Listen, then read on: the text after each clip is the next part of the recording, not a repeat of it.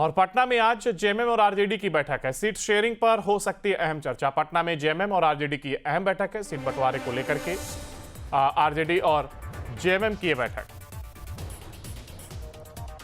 जहां एक और गठबंधन की रणनीति तय करेंगे नेता। तो वहीं मंत्री सुखदेव सोनू और विनोद पांडे जो कि बैठक में शामिल होंगे।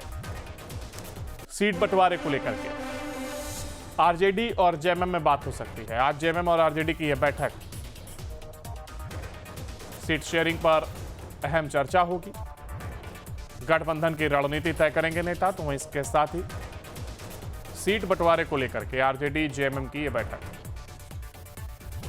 और हमारे साथ हमारे सहयोगी उत्कर्ष लगातार बने हुए। उत्कर्ष, देखिए बिहार चुनाव से नजदीक आ रहा है, सरगर्मी बढ़ती हुई नजर आ रही है और ऐसे में इंडिया गठबंधन की अगर बात करें तो आज जेएमएम और आरजेडी की बैठक होने जा रही है और मुख्य वजह यही कि सीट डिसाइड होगी कि आखिर जेएमएम को किस सीट पर और कितनी सीट पर लड़ना है।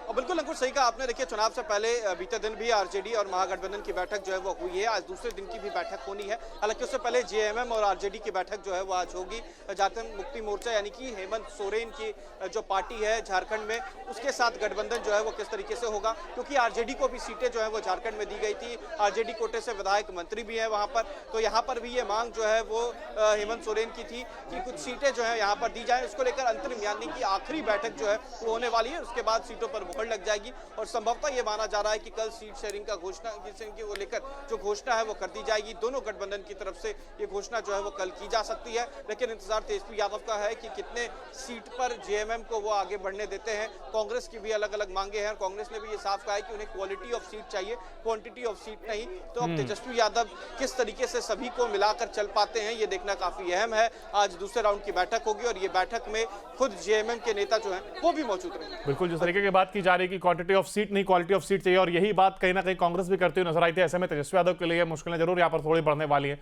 देखना होगा आखिर किस तरीके से वो डिसीजन लेते हुए नजर आते हैं। आप बने रहेगा हमारे साथ, आगे भी आप अपडेट लेंगे। फिलहाल देखिए जहां एक और सीट बंटवारे को लेकर के आरजेडी और जेएमएम की यह बैठक, तो इसके साथ ही